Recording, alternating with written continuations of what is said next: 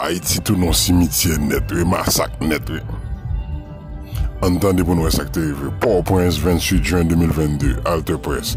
Au moins 191 personnes, dont 107 hommes, 76 femmes, 6 filles et 2 garçons ont été assassinés lors du massacre perpétré du dimanche 24 avril au vendredi 6 mai 2022 en pleine du cul de Sac Nord par des gangs armés avec la complicité des autorités étatiques révèle un nouveau bilan du réseau national de défense des droits humains RNDDH transmis à l'agence en ligne Alter Press. Au moins 18 femmes ont été violées, 17 d'entre elles ont exécuté par la suite.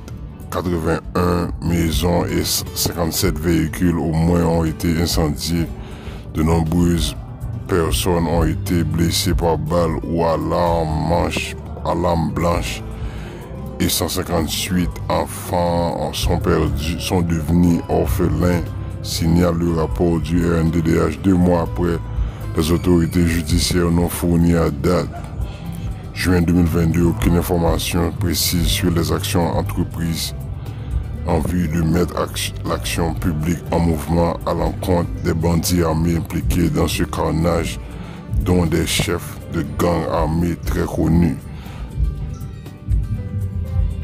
Le réseau national de défense des droits humains évoque une situation encore tendue à la plaine du cul de Sac où les personnes déplacés qui s'étaient réfugiés sur la place publique de Claircine sont pressurés par les autorités locales pour laisser la place.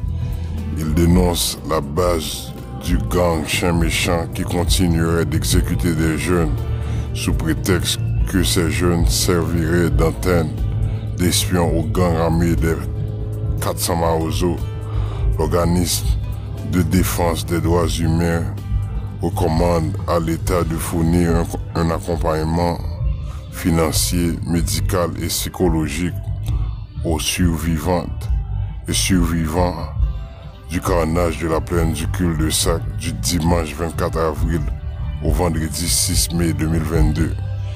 La direction de la police judiciaire DCPJ doit enquêter sur les actes attentatoires aux vies et aux biens perpétrés dans cette zone en vue de transmettre aux autorités judiciaires un rapport circonstancié pour la mise en mouvement de l'action publique à l'encontre de tous ceux qui sont impliqués, préconise le RNDDH.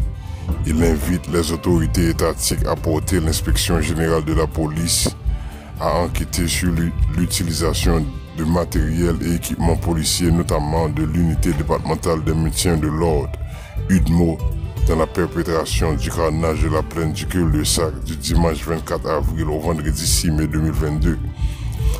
Il convient aussi de mettre fin aux distributions des armes et munitions aux bandits armés et de remettre en place les brigades anti-contrebande en vue de freiner l'entrée sur le territoire national des armes et munitions illégales, plaide le réseau national de défense des droits humains. Sur les graves événements de la plaine du cul de Sac, entre le 24 avril et le 16 mai, un communiqué au commissariat des Nations Unies en date du 17 mai avait fait savoir qu'au moins 92 personnes non affiliées à des gangs et quelques 96 personnes présumées membres de gangs auraient été tuées selon des chiffres corroborés par les officiels des États-Unis, des Nations Unies. 113 autres personnes ont été blessées, 12 ont été portées disparues et 49 ont été enlevés contre rançon. Le nombre réel de personnes tuées pourrait être beaucoup plus élevé. Bon, son désordre, son carnage qui est dans le pays. Bandits pas suspendre, maltraiter la population, et puis la police pas qu'à faire rien. Allons la police. Dans nos pays, monsieur. Bandits pas suspendre, maltraiter la population. Bandits pas suspendre, mettre balles sur la population. 195 monde morts. Ça c'est massacre. avait dit faut un gouvernement qui campe en place, qui pour camper massacre ça.